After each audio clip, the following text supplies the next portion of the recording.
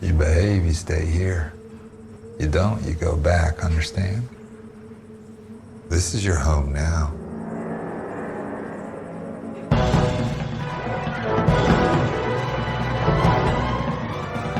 Hello and welcome to the second part of the Dare special on the Filmmakers Podcast. I am Giles Alderson. I'm the director and co-writer of The Dare. Thank you so much for those who listened to part one of this Dare special. I really appreciate all your comments and all the love you have given us this week, and especially those of you who have gone and watched the film and have commented and said how much you enjoyed it. Honestly, it means the world to me. And for those of you who haven't yet, do go support if you can. Links to where you can watch The Dare are in the show notes, and I would love it. I would love your support. I know it's a horror film, I know it's a little gnarly, but you know how we made it now. You've listened to all this for years about me talking about it, so support if you can. Obviously, if you just want to listen and hear us babble about it, that's fine too. Just jump on our Twitter @FilmmakersPod and let us know. Let us know you love us. Let us know you like this podcast. That would be amazing. So I ended part one when we're in the middle of talking to Bart Edwards, Alexandra Evans, Devora Wilde and Richard Short, all about their experiences as the actors in The Dare. I was also joined by my cinematographer, Andrew Roger, and my producer, Julian Kostoff. So yes, this is part two where we jump straight in with Bart, Devs, Alex and Richard Short, carrying on talking more about The Dare. And after that, we are joined by the beast himself, the masked beast, Robert Maaser, who talks all about what it's like to play a masked villain and also what it's like working on massive movies as well. And that is to come. But first I wanted to tell you about some of the podcasts we've got coming up. And we've got some absolute belters for you. Some absolute belters. Not only have we got Lucy Bryden, who is the director of Body of Water, the fantastic and important indie film that was BFI backed called Body of Water. That is amazing. That's coming up for you. We also have Jordan Weller. He is the screenwriter and actor of Two Heads Creek. It's brilliant. It's hilarious horror comedy. He joins us to talk all about screenwriting and making that movie. We've also got Chris Vogler. Oh yeah, the writer's guru. He talks to us about the writer's journey, his amazing book. So he's joining you. We've also got actors. This is great. Julie Delpy, the actress from Before Sunrise, Before Sunset. She's joining us to talk about her new produced and starring and directed feature film. How cool is that? Also, we've got Dominic Monaghan. He's talking about his brand new film Pet. He's the star of Lord of the Rings, of Star Wars, of Lost. He joins us. And on top of all that, we also have James Hart, the screenwriter of Contact, one of my favourite films of all time, and Hook, one of my other ones. And obviously we had Caroline Goodall talking about working on Hook. So it all ties up. Oh my gosh, so many amazing episodes for you coming up, so stay tuned. So glad you're listening. Anyway, so let's get to it. This is part two of our Dare special. Enjoy, and we will see you on Tuesday as always. Love you guys. Reel us back in. Yeah, because we had to cut this movie quite a bit and reshoot the movie and do pickups for many, many reasons, including distribution reasons, and because it felt like that was better for the story. And actually, I think it's a great thing to do for filmmakers, to always know you should do pickups and always know you can make the movie better later. But this was for many reasons, but the main one was because we felt that the story needed to make people more likable at the beginning, to give him a family, to give Jay a family. How did it feel then to keep going back and reshooting stuff that you've done? Because it's not easy to do that and to jump back into a character. I really enjoyed it on this particularly because I entered this quite nervous. I came in and it was a whole new experience. We were in another country. It was all the elements felt somewhat against me mentally with the story and where we had to go emotionally. So being able to go back and watch the footage that we had already created and go back that year later and enter with a new sense of confidence, I really enjoyed. And I think I found incredibly valuable, and I am very grateful that we did that. Good. Likewise, you go back and you're into everyone that you know, so it feels like a reunion rather than oh crap, here we go again, new people, new crew, new location. So you're like straight, you can get into the zone, you know the story, you know the characters already, so it's just like you're in it already. And I think that gives you more room to enjoy yourself, kind of like what Bart is saying. You can relax and enjoy yourself and play more without being so concerned with like, oh fuck, I gotta really like nail it here because it's my first time on this job. And you know, oh totally, Deva's totally right. Yeah, I mean, we got to do that whole beginning section where Jay wakes up in the basement. I remember having a conversation with you about the first time we did it, and I watched it and I was like, mate, I haven't given you what I think is on the page here. And luckily enough, it happened to coincide with other things we need to reshoot. We went back and I felt a lot prouder of the product after the fact. And hopefully you did as well. 100%. But also because your intention when you were in that basement changed, because originally you thought it was a joke. You thought your friends were playing a trick on you. But with the new beginning, in terms of you were taken from your family home, this is not a trick. You're worried about your family and kids. So your intention in that basement had changed. So it made total sense. The stakes are entirely different. The stakes are totally different. So it made total sense for just to pick those bits up again that you felt uncomfortable with, and that I was like, well, yeah, I'm happy to do them again. It helps me. Obviously, I was always happy with it, but it does make a difference to go, right, well, let's really channel that now and make it make sense within this as a whole. Yeah, really cool. All right, some lasting memories then of this movie. What will you always take away when you're on your deathbed? The Dare memories.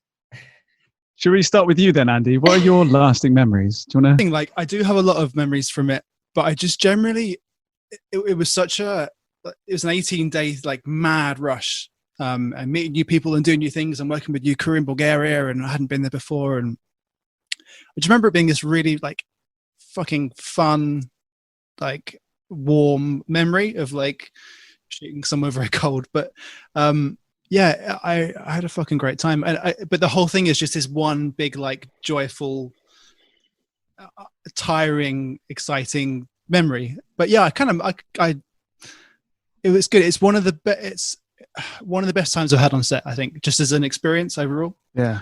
Aww. That's nice. And what about you, Alex? Memories, your thoughts on it all now? Looking back. I vividly remember every single night after filming, we would all go to the makeup room and have to just cover our whole bodies in shaving foam to get all the prosthetic stuff off and get like hot flannels thrown at us. And that was another quite like fun bonding experience, because like we would literally wash away all the grime and like dirt of the day, and we'd like, it was like, I don't know, like something you'd see in a zoo. We were just like scrubbing each other's like backs and somebody doing someone else's arms, and you know, it was really nice, like weird. I don't think you'd ever get that on any other job. I agree. That's really lovely. But I just remember it being all hands on deck for the 18, 20 odd days that we did the filming, and everything for me was just so new and fresh and exciting, and just being exhausted at the end. Totally just fucking exhausted by the end, and also just feeling really proud from what we'd done. I remember getting back to the UK and just going, what just happened over the last month? What just happened? Did we make something that's going to go on the telly box? Like, is it going to get that far? Is it good enough? Yeah, and we did. We got there. Richard? Well, when I arrived in Bulgaria, because I said it was a long flight for me, the minute I arrived, they were announcing that Donald Trump would become president of the place I just left. Yeah. And the rest of America was asleep because it had been a protracted affair, as these things always are.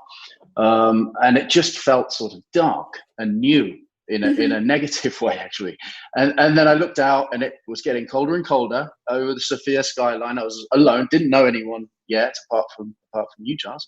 And then, of course, met everyone. And the overriding memory for me is exactly what we've been alluding to all night, which is the darker the material, the more important it is to have a cuddle and switch off and form some sort of camaraderie off camera. And it really did happen on this. And I would say I miss you all, and it actually was really good fun, and I have very good memories of that. It was a lot of fun. You said you would miss us Love all. that. Do you miss us all?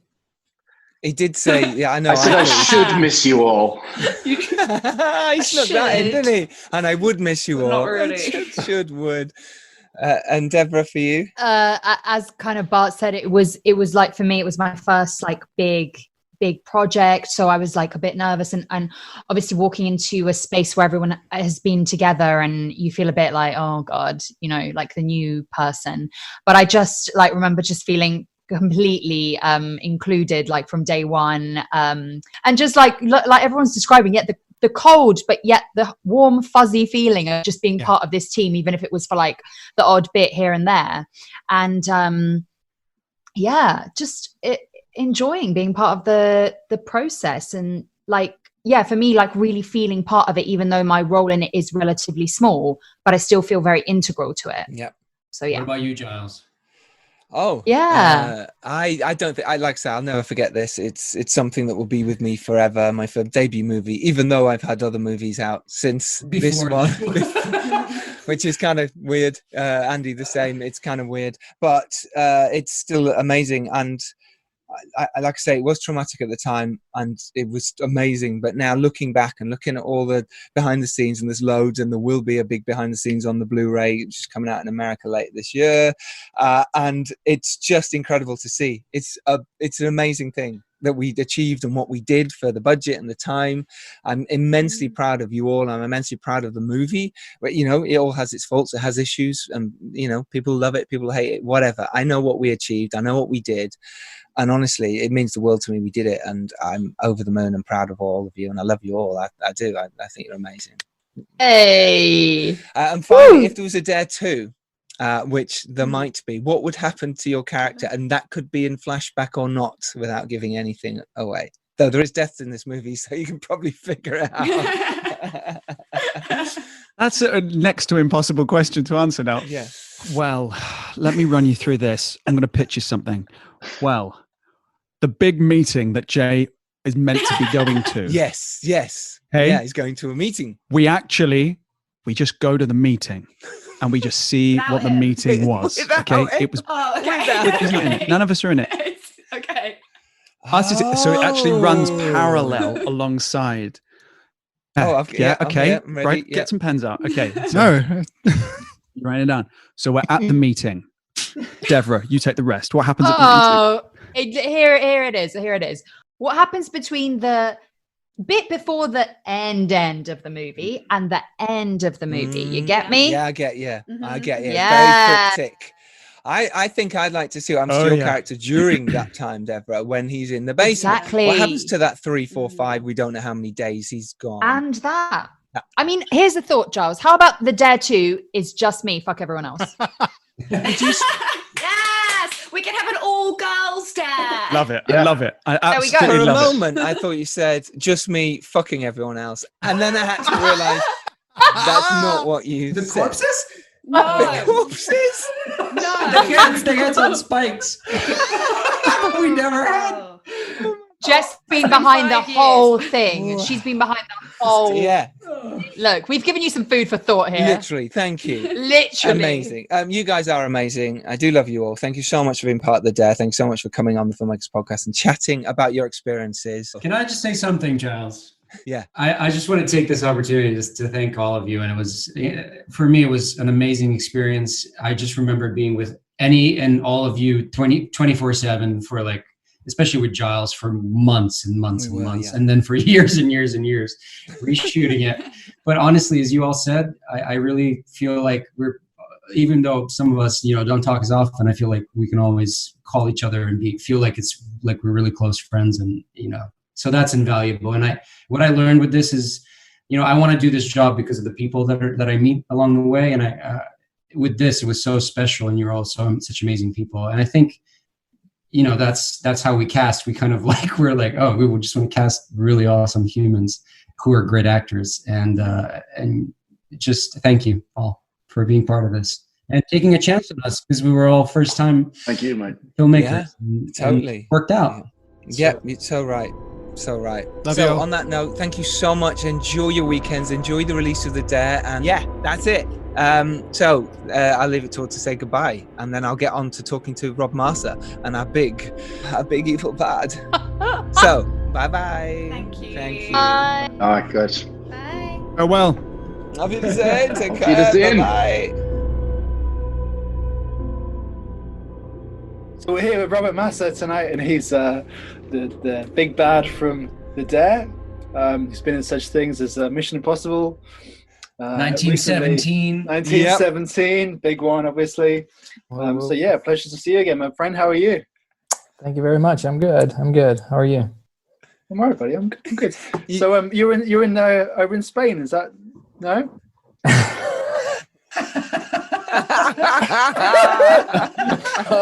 I'm not in Spain. No, I just came back 2 days ago. Really? And yeah, Cool. I'm in Berlin at the moment. Oh, you're in Berlin. Oh, sweet. First time I've heard this.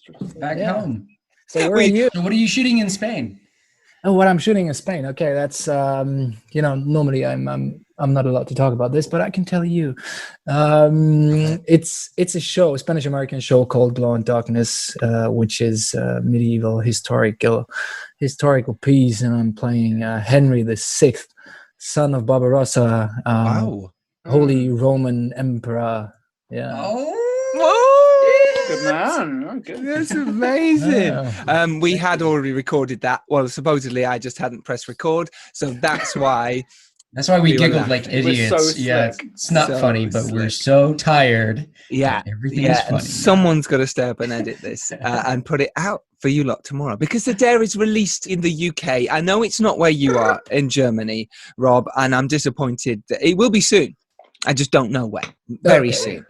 Because it's a big market. Germany's a huge market, and it's Say, why is it not there immediately? Everyone keeps asking me about it. Like, what about that? What about the Dare? When can I watch it? I'm like, And we keep asking and getting nothing back. It's true. Like, when's it coming out in Germany? Like, it's everyone? a big secret. They don't want it. They don't want people in Germany to see it. okay, good. No, good. but you could just come over to the UK, or next time you're in America, just go watch it there. Just pirate it.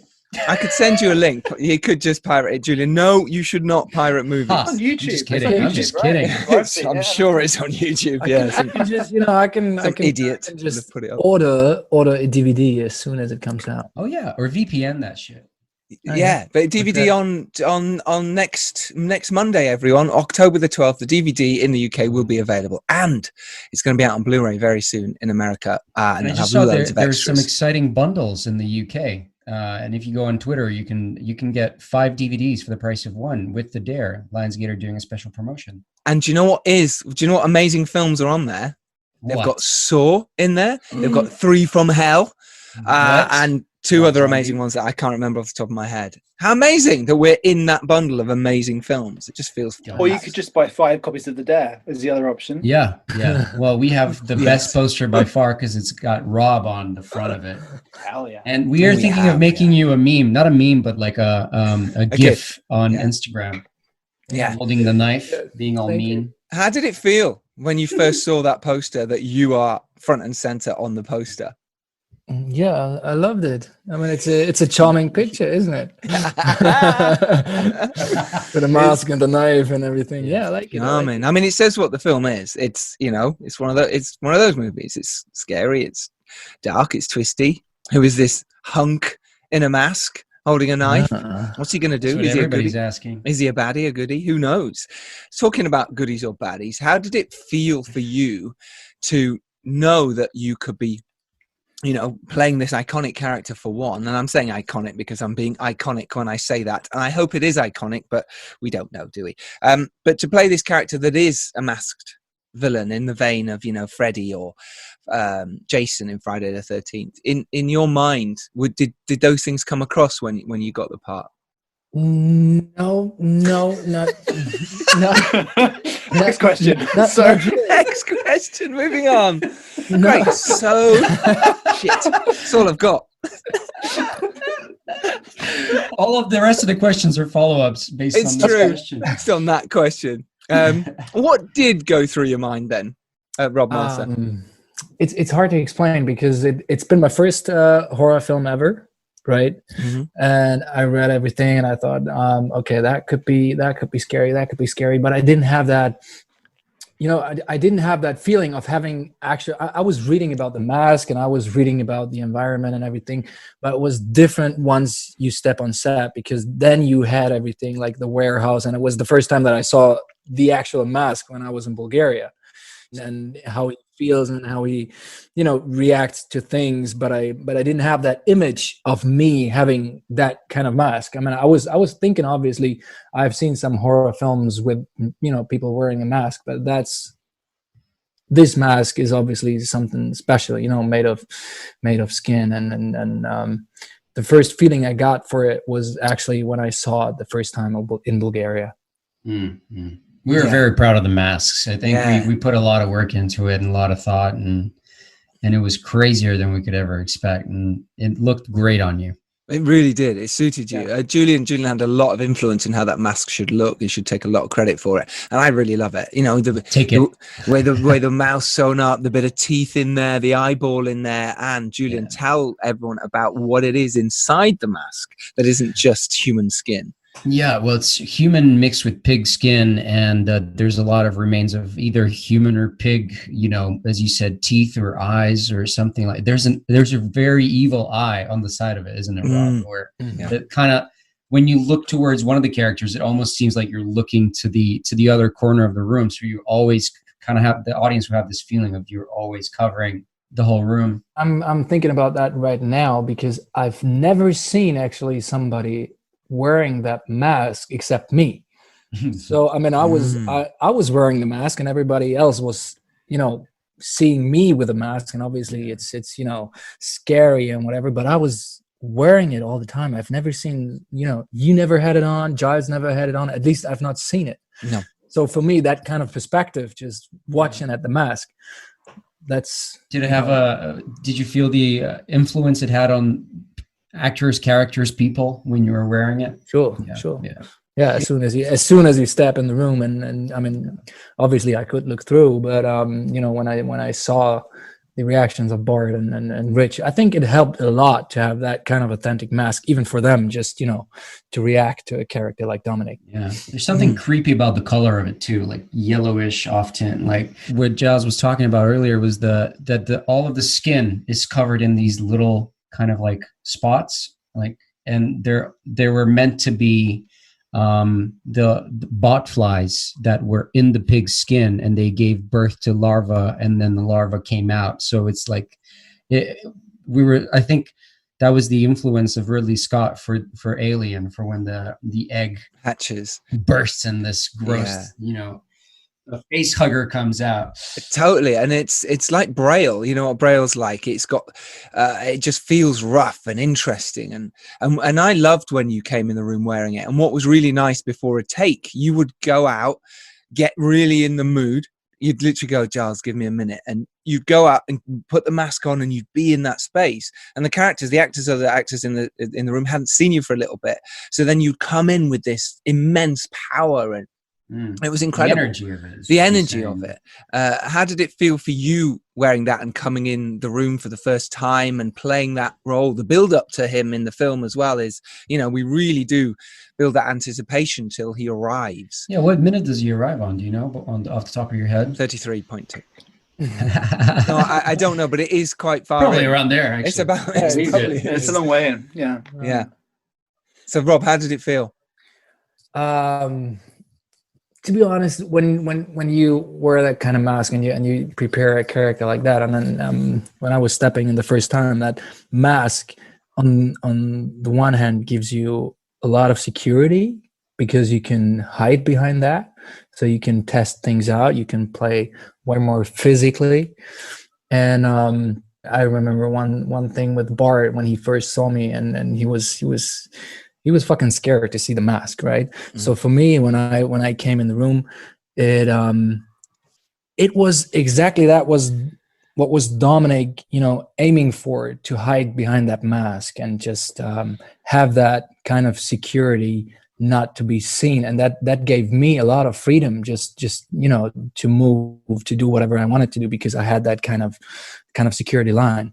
That gives you a lot of actual acting freedom, because people, have you ever done exercises like, doing things with masks and stuff like that, so people can't even can't see your facial expression, and that gives, at least me, that gives me a lot of, power and security, because they can't read my eyes, they can't read my facial expressions, so they don't know what to expect, and that just fits the character perfectly.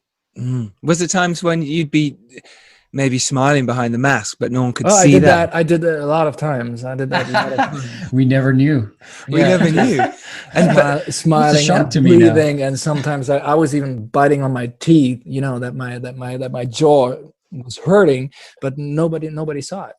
Never. But we felt it. We felt it, and we felt it, like you mentioned there about your physicality and the presence, because the way we shot it and the way Andy lit you was just magical. And it was that moment, we really spent time, didn't you, Andy, of going, right, how do we make the mask look great? How do we make him look brilliant? With all your muscles and everything, looking incredible with the vest on and just powerful. Andy, for you, again, shooting someone like Rob in terms of the physicality and the mask and hiding, obviously, because we can't see his eyes and we can't see what he's thinking. How was that for you in terms of camera work? Oh yeah, Andy, thank you very much. Thank you very much for that anabolic lighting. That was lighting. That was good. Yeah. Oh, brother, I mean, that's what I'm here for. No, thank you for hitting it every time and smashing it on every take. I mean, that's the thing, like, because Rob's performance was taken away from just the face, because it was so like embodied in his whole body, because you kind of had to feel his expressions from his whole movement. So the framings would go from this little tight thing to this kind of like much bigger thing where you can see all of the energy in his body language.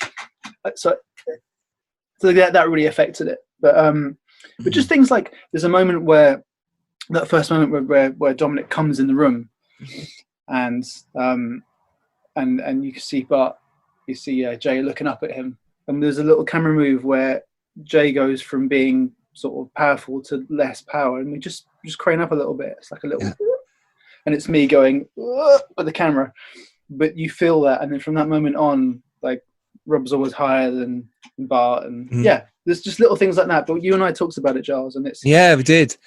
And I hope those things are showing, or at least you feel them in the film now, Absolutely. It was so important for us that you were this big giant, and that came across. So we'd shoot you in at lower angles, and we'd shoot anyone who was looking at you higher up. So it always felt that way. And whenever it was two people in a room, we'd have them hunched down and you bigger. And it was just little tricks like that could, really work on the physicality for it.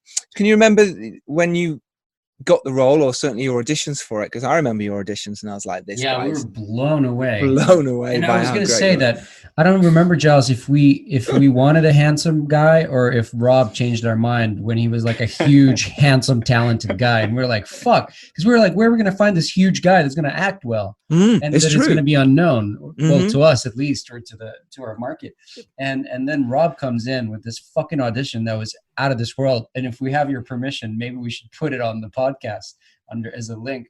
But it was fucking brilliant. I've never seen anything that's so intense. It's just great. Christ. And I think there was snot coming out of your nose, totally, tears and everything. And I remember the recalls I did with you when I sat and just like over Zoom, because you were in Germany. I said, right, let's do it. I think it was on Skype or whatever. And you again just delivered this performance that, again, you're hiding behind a mask, but in the film there's a moment, potentially, spoiler a bit, where the mask might come off. So it was very important that we could see the real person behind this mask and what he was actually doing, and the eyes had to say it all. So for you, was it something that you really worked on in terms of that, and working out, right, what are my eyes saying, what happens when I am revealed, what do I do in the room differently? Were you thinking about all these things, especially because you are a bad character, or in your mind, are you? That's exactly the question. I mean, I don't think that Dominic in his mind thinks that he's the bad guy, that he's just the one being mistreated, I think, misunderstood maybe. And of course I thought a lot about that moment when the mask actually came off, so what to do, and it's like that one moment where everybody wants to see the face, everybody wants to see the reaction, everybody's waiting for it. And I'm like, oh shit, how am I doing this? And honestly, it was good that we kind of shot things almost chronologically. Yeah. So for me, I had the mask on for days, or even like when we shot, you know, that most important scene for me, I don't know, it was like 2 weeks in, 3 weeks in shooting. I had the mask on every day. And that was for me, you know, that point when I thought, you know, I just want to take it off now. In that scene, you know, I was waiting for it, and that helped a lot. So I think it would have been different if we would have been shooting this scene, you know, in the first couple of days. I mean, we had one intense scene on the first day. That was the one Bart and me outside. The end scene, yeah, absolutely. Exactly. But in terms of that scene, it was good to have the mask on like for 2 weeks straight, and then just, you know what, just take it off, and just, you know, it just, I don't know, it just came out naturally. Even you know, better than during the audition, and just, I didn't have to think about it a lot. I agree. You built up to it so much that when that moment came, it was so special. And in the edit, I specifically chose, even though the mask had come off, I chose not to cut to it straight away, because I thought it was much more interesting for our audience to see Bart's reaction first, and then see your face. It's like, I want to see his face. Why don't I see his face? I want to see his face. And I thought that was, you know, it's a much more interesting way to shoot something like this. What is it you look for then within directors? What is good for you when working on a part like this? Not necessarily like this, but again, you've worked with Sam Mendes on 1917 and Christopher McQuarrie on, you know, on Mission Impossible with Tom Cruise. You know, what is it that works for you as an actor? For all the actors out there and the directors, what tips work? What good things for directors to say to a performer in a situation like that? You know, first of all, it's good to have a director who, you know, who's aware of his actors and actresses. I mean, you're an actor yourself, so you know the struggles, you know the things actors have to deal with on set. So just to have the possibility to say, okay, I need just 1 minute just to calm down, I have to focus, just to have that freedom to say that and to use that time, that's really important. And for me, the things that really work, for example, Sam Mendes or Christopher McQuarrie, they all of them knew exactly what they wanted, but they were talking to you on eye level. You know, they were not talking to you like, I want to have it like this, just do it or whatever. They just explain their vision, and they've been asking, what do you think? Like what are your thoughts on this at all? And that's kind of that collaborative way of working together that really, you know, including the actor, not just trying to have your vision as the director and just trying to print it exactly that way, just to work with the actor and whatever comes up. And that just gives, you know, me as an actor the feeling of, I don't know, it's, and like, you know, not being important, but, you know, being heard, just being heard as an actor. Yeah. And that's really interesting. I feel the same thing. I like working with directors that are actors as well, for the same reason, in that you get the space to do, you get given the space to do the thing that you need, and you can bring your own your interpretation to it, right? It's the same thing, right? Exactly. As an actor, I mean, I've been reading the script several times. I'm thinking about my character. I'm thinking about other characters. You know, you have your own kind of vision in mind, because you have to. I was reading it literally like 5-6 times, and I was trying to always discover new things to work on.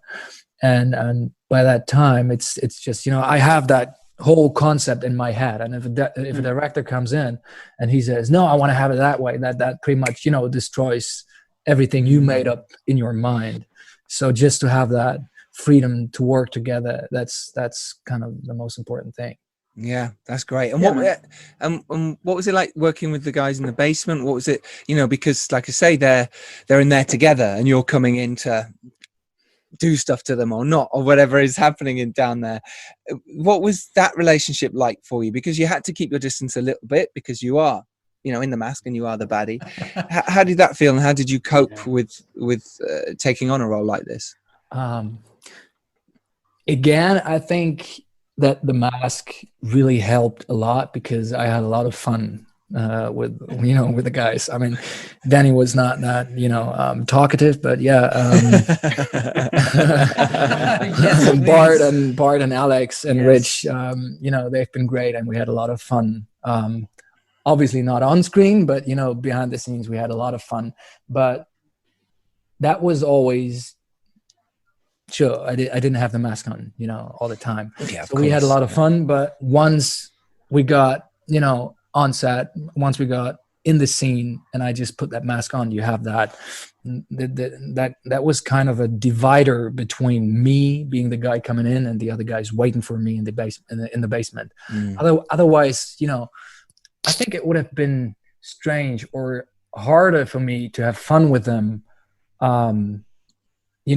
in front, like before the take, and then go in and play that bad guy. That would have been way more difficult without that mask, because that just turns on something immediately. Yeah, love that. And finally, to ask you about the action side of it, because there is quite a lot of action in this movie, which is surprising for most because it's a horror movie, but we've put in quite a lot of action. You've been a physical guy and obviously you can do a lot of action, and you work with Bart a lot to work those fight scenes and work everything through. How was that for you? Because it was amazing for me. It was amazing to shoot those fight scenes. I loved it. Myself and Andy had so much fun with that. Shots and top shots and everything. Really worked hard to get it. From your side of it then, from the action side, how is that? And what do you like on set for you to work with when you're working with action? I have a pretty strong background in action scenes and stunts and everything. So for me, it was a blessing to work with someone like Bart, because, like him and like you and like Annie and like Julian, you all became kind of, family to me. And even with Bart, and we've been working out in the famous Marinella Hotel pretty much every evening together. And we spent a lot of time together, and that was just awesome because he was willing to put in the work, even after we shot, after we've been shooting the whole day.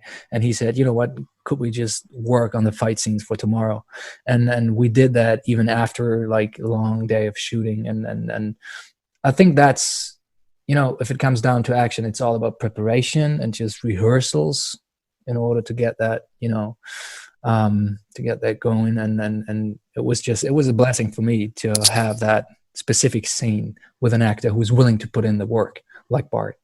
So, because most of the times if you work, for example, with like big stars, they don't show up, they're not willing to do any rehearsals or stuff like that. So it's really hard to make that look good on screen. But if you have the possibility to rehearse, and if you have, that time and the space and those repetitions, that is actually what makes it look good on screen. Yeah.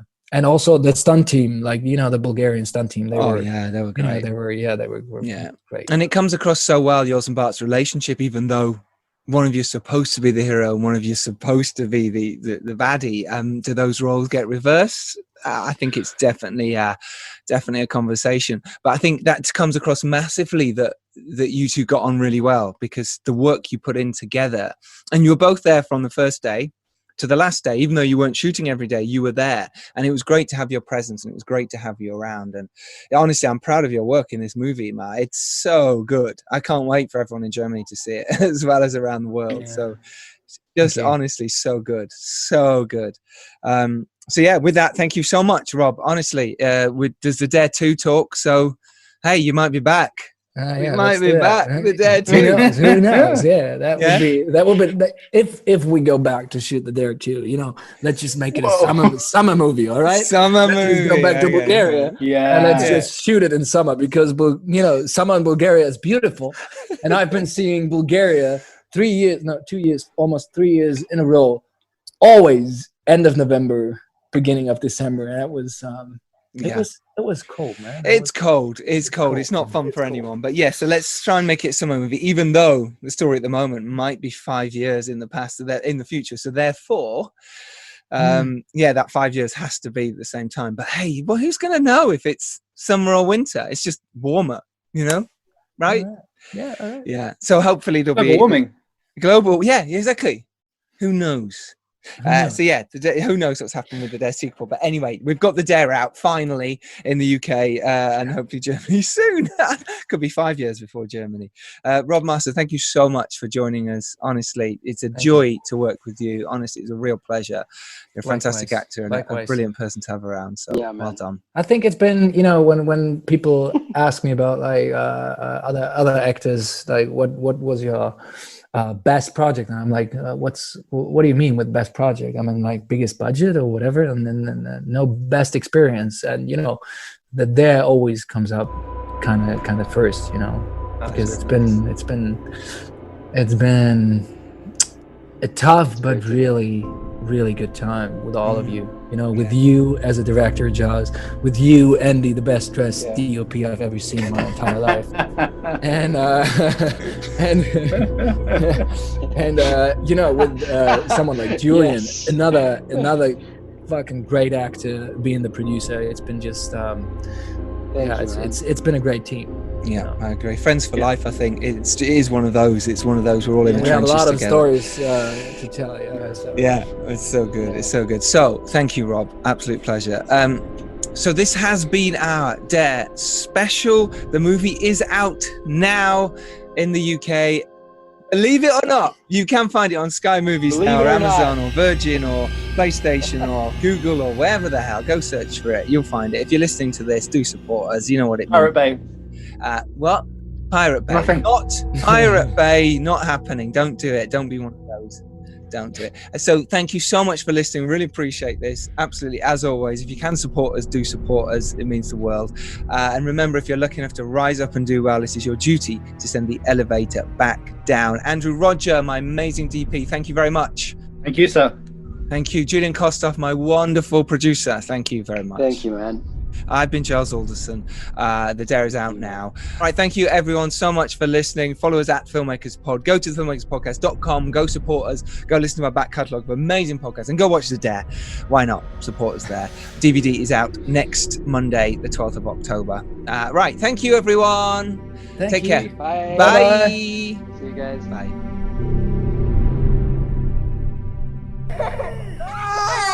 Bedtime. No!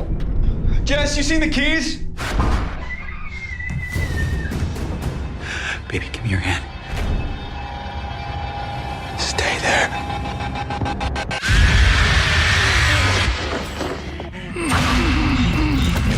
Welcome to paradise. What is this place? Wanna hang with us? Just needs to pass the Dare. All you have to do is go inside.